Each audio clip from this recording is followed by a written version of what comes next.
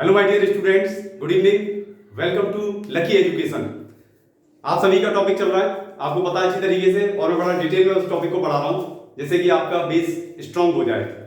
मेरा prime target भी यही है, पहले ही मैं बता चुका हूँ कि हम इस तरीके से पढ़ेंगे जिससे कि मैं आपको आगे पैराग्राफ वगैरह ट्रांसलेट करवाऊँ तो बहुत आसानी से उनको ट्रांसलेट कर सकूँ। तो प्रेजेंट इंडेफिनिट टेंस का मैंने आपको रूल्स वगैरह बता दिए थे। उसके अलावा मैंने उसका जो स्ट्रक्चर था सिंपल सेंटेंस का, वो भी मैंने आपको बना दिया था पहले ही। अब उसके जो चार पार्ट्स होते हैं जिनमें सेंटेंस फ्रेम करते हैं हम प्रेजेंट इंडेफिनिट में, उनमें कौन कौन से होते हैं वो आप देखें जरा। सबसे पहला जो सेंटेंस था वो था प्रेजेंट इंडेफिनिट का, जो वो था सिंपल सेंटेंस। तो सिंपल सेंटेंस का स्ट्रक्चर मैंने बना दिया था और मैंने नेगेटिव का भी बना दिया था, लेकिन मैंने फिर दोबारा से रिपीट किया है आपकी सुविधा के लिए। तो देखें जरा ध्यान से, आप जरा प्रेजेंट इंडेफिनिट टेंस चल रहा है आपका। प्रेजेंट इंडेफिनिट टेंस में आप ध्यान से देखेंगे जरा, देखिए सेकंड नंबर का आता है नेगेटिव सेंटेंस। तो यहाँ पर नेगेटिव सेंटेंस जब कभी भी आप बनाओ तो सबसे पहले आपको क्या फॉलो करना है, सब्जेक्ट। सब्जेक्ट के बाद सब्जेक्ट कौन कौन से हो सकते हैं हमारे पास, देखो ही सी इट, इसको मैंने लिखा भी था पहले। ये कौन से होते हैं, सिंगुलर, और ये कौन से होते हैं हमारे, प्लूरल। ठीक है, और आगे आप जाओगे तो यहाँ पर सब्जेक्ट है, सब्जेक्ट के अलावा आगे क्या आएगी, हेल्पिंग वर्ब। हेल्पिंग वर्ब यदि सिंगुलर है तो क्या लगेगी, डज। प्लूरल है तो क्या लगेगी, डू। नेगेटिव के लिए क्या लगेगा, नॉट। एमबी वन, एमबी कौन सी लगेगी, MB one plus object plus time adverbs. ठीक है, ये स्ट्रक्चर आपको जो प्रेजेंट इंडेफिनिट में फॉलो करना है, किसके लिए करना है, नेगेटिव सेंटेंस के लिए।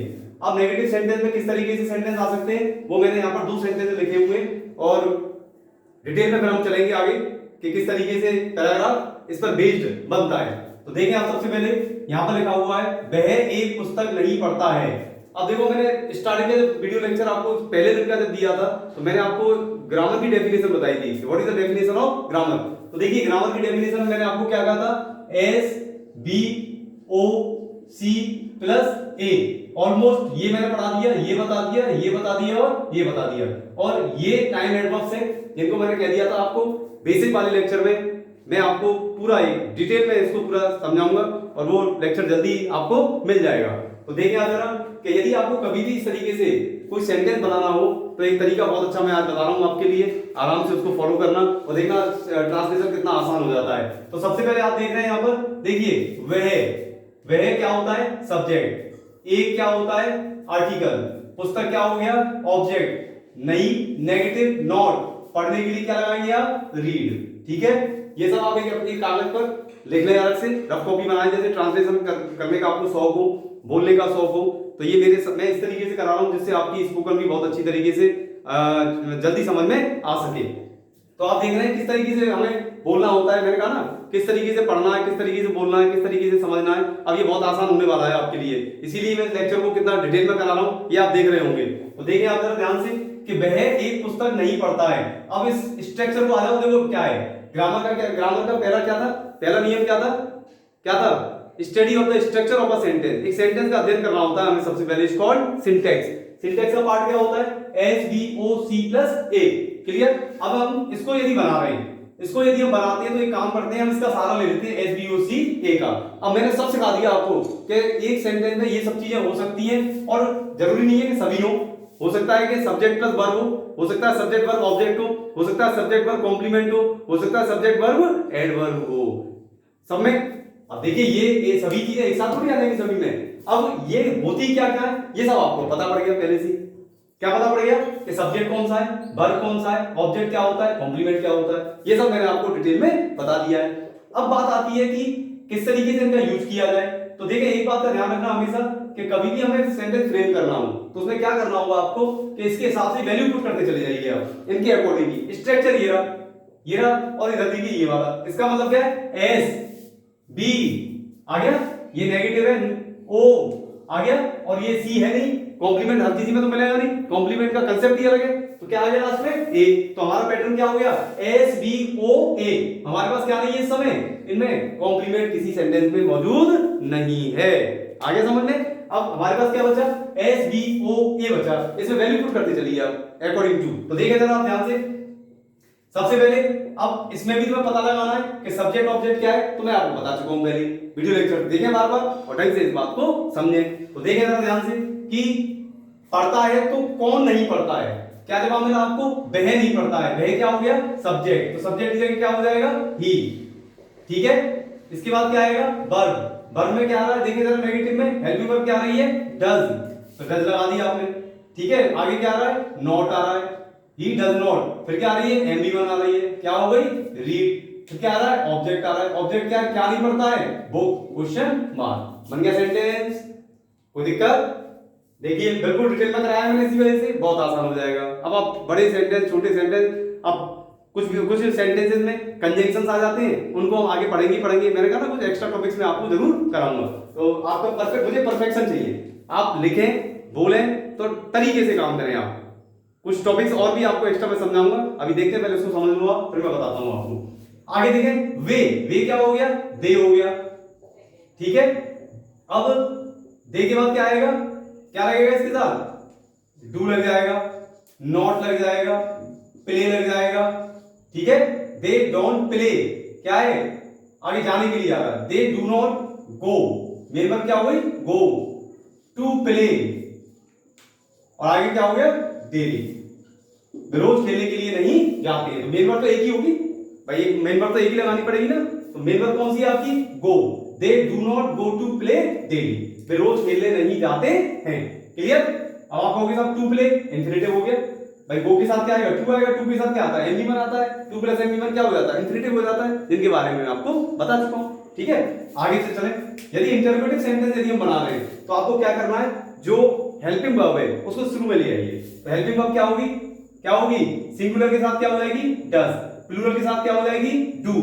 आगे क्या आ जाएगा? सब्जेक्ट। फिर क्या आ जाएगा? एमबी1, ऑब्जेक्ट, टाइम, एडवर्ब। सेंटेंस ये रहा। कुछ नहीं करना आपको।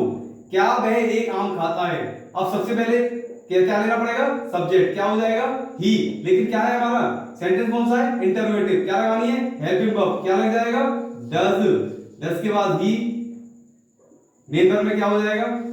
Does he eat a mango. और क्वेश्चन मार्क लगाना नहीं भूलेगा। Does he eat a mango. आगे देखिए आप जरा, क्या बच्चे क्लास में पुस्तक पढ़ते हैं? क्या हो जाएगा? Do children.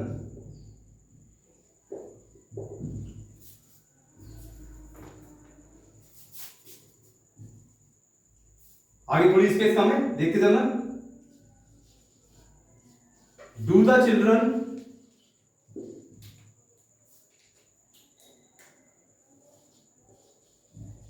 Read a book in the class? Question mark. Do the children read a book in the class? Simple है, आप इसको देख लेना एक बार और एक नोटबुक पे लिख लेना, और कोई दिक्कत हो तो मुझसे पूछ लेना। वैसे कोई समस्या नहीं है, स्ट्रक्चर सामने, इसमें केवल आपको इसके जो वर्ड्स हैं वो आपको लिख देना है। ठीक है, और मैं आपको डिटेल में सब कुछ बता चुका हूं। सेंटेंस भी बता दिया मैंने कि सेंटेंस की डेफिनेशन क्या होती है, सेंटेंस कैसे होता है, क्या सेंटेंस का पूरा वो एक शब्द से भी वो बन जाता है, एक वर्ड भी सेंटेंस बना देता है। बताया ना मैंने, एक वर्ड भी सेंटेंस हो जाता है। और सब आपको जानकारी पहले दे चुका हूं। अब आपके मन में ज्यादा डाउट्स नहीं होंगे, जैसी मैं उम्मीद कर रहा हूं। आगे देखें जरा, इंटरोगेटिव नेगेटिव सेंटेंस में क्या होगा? नेगेटिव वर्ड और जुड़ जाएगा इसके साथ। बाकी स्ट्रक्चर सेम है जैसा आपने ऊपर देखा। इसके सेंटेंस देखें, क्या वह संगीत नहीं सुनता है? कोई दिक्कत नहीं है, वह के लिए क्या लगा दोगे आप? Does. Does he not listen to music? ठीक है, सुनने के लिए क्या हो गया? लिसन। लिसन माने सुनना। अब कुछ चीजें ऐसी मन में आ रही होंगी आपके कि हियर माने भी सुनना होता है सर, लिसन माने भी सुनना होता है। अंतर बता देंगे आपको। पहले आप एक बार शॉर्ट में इस तरीके से आप समझ लें, सब चीज का सॉल्यूशन मिलेगा आपको। तो क्या हो जाएगा? Does he not listen to music? Listen कभी भी आप यूज करें, लिसन शब्द कभी भी आप यूज करें, इसके साथ प्रपोजिशन क्या लगता है? हमेशा टू लगता है। ये आप विशेष रूप से अभी से याद कर लो। लिसन टू याद कर लो। अब यहां ही आएगा, टू लग जाएगा। ठीक है, लिसन टू म्यूजिक। आगे देखें जरा, क्या वे पार्क में खेलने नहीं जाते हैं? दे आ रहा है, क्या हो जाएगा? डू लगेगा। डू के बाद क्या लग जाएगा? दे लग जाएगा। Do they not go to play in the park? ठीक है, अब ये क्या है कि इसमें आप देख रहे हैं कि यहां पर आ रहा है इन the park, in the class, अब आप कहोगे सर ये क्या है, ये किसके किसके पार्ट्स हैं, ये टाइम एडवर्ब्स के पार्ट है, लेकिन टाइम नहीं आता है। और जब ये कई शब्दों का एक समूह बन जाता है तो इसको हम इंग्लिश में एक टर्म दे देते हैं एडवर्बियल्स। समझ में आ गया? सिंगल जब वर्ड होता है, सिंगल वर्ड आता है यस्टरडे, टुमारो, ये जब आते हैं सिंगल मोड में आते हैं तो हम कहते हैं इनको एडवर्ब्स। और जब ये ग्रुप में आने लग जाएं, जब ये ग्रुप में आने लग जाएं, ये किसको शो कर रहा है? इन द पार्क, प्लेस ही तो है। ये क्या शो कर रहा है? इन द क्लास, एक जगह ही तो है। तो जब ये ग्रुप में पहुंच जाएं तो इनको हम नाम दे देते हैं एडवर्बियल्स। ठीक है, लेकिन आप इतना सुन लेंगे, मतलब अभी समझ लें, उसके बाद जब आप मैं एडवर्ब पढ़ाऊंगा आपको, एडवर्ब में इसका मैं डिटेल आपको पूरी बता दूंगा कि वास्तव में क्या होता है। अब सुनिए सबसे ज्यादा, इसको आप देखने पहले एक बार। और जो सबसे इंटरेस्टिंग चीज है कि यदि अब आपको क्वेश्चन बनाना आपको सीख गए, जैसे आपने ये तो किससे बनाया है? हेल्पिंग वर्ब से।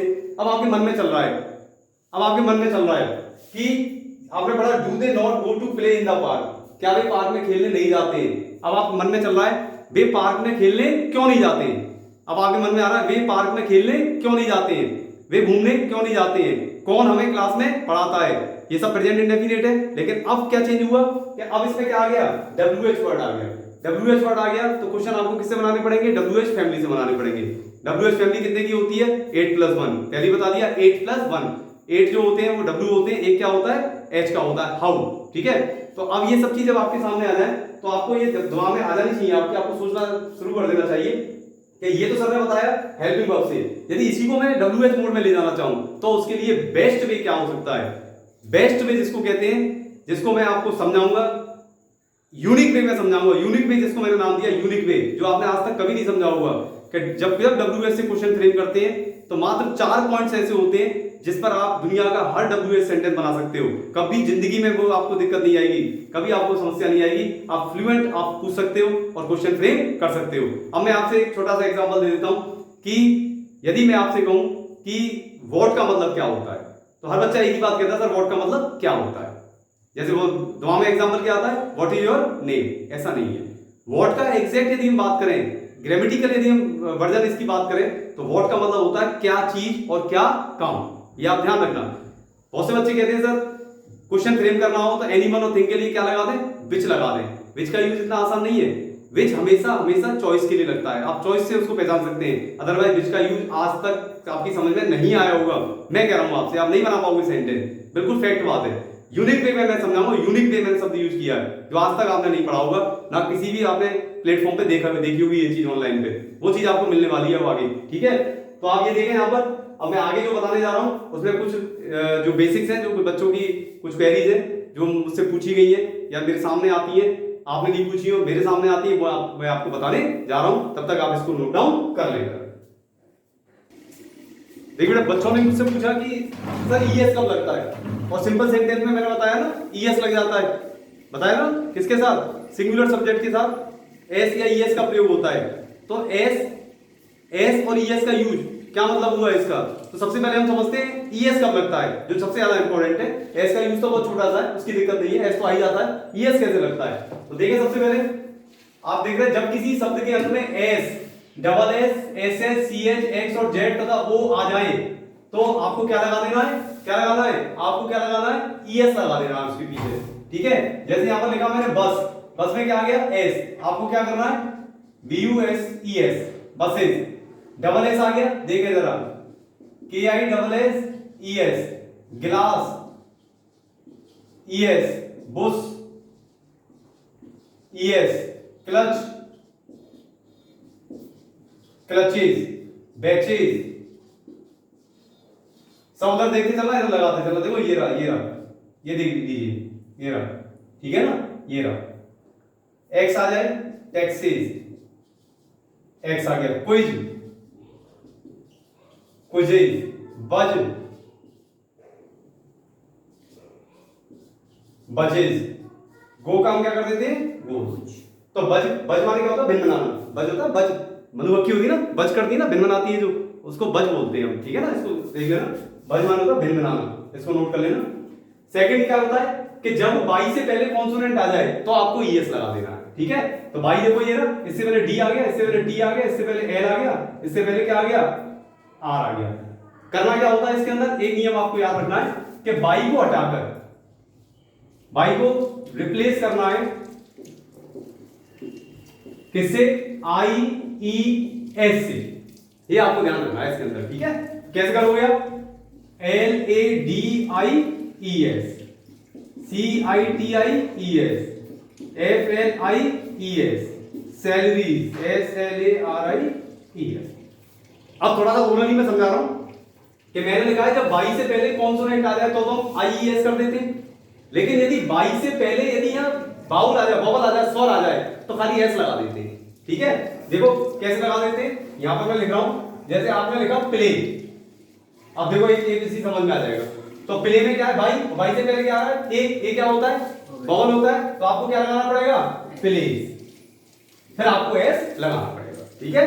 तो यहां पर आप इस तरीके से याद रखें कि जब ये हो जाए तो ये एस लगाना है। बाकी यदि बाई से पहले किसी भी स्थिति में यदि वो आ जाए, स्वर आ जाए, तो आपको क्या लगा देना है? उससे पहले आपको केवल एस लगा देना है। तो ये आपकी प्रेजेंट इंडेफिनिट की जो रिक्वायरमेंट थी वो मैंने आज कंप्लीट करा दी है। अब WH में इसका यूज कैसे होगा, किस तरीके से आपको क्वेश्चन फ्रेम करने हैं, इसके अलावा और भी कोई आपकी कोई क्वेरी हो, मेरे टॉपिक तो मुझे पता है मुझे कैसे पढ़ाने, आपके मन में कोई बात हो तो आप चैट बॉक्स में जाएं और जरूर मुझसे पूछें, और अगले वीडियो लेक्चर में जो भी रह गया होगा उसको मैं आपको कंप्लीट करा दूंगा। तब तक घर पर रहें, सुरक्षित रहें, stay home, stay safe. Thank you.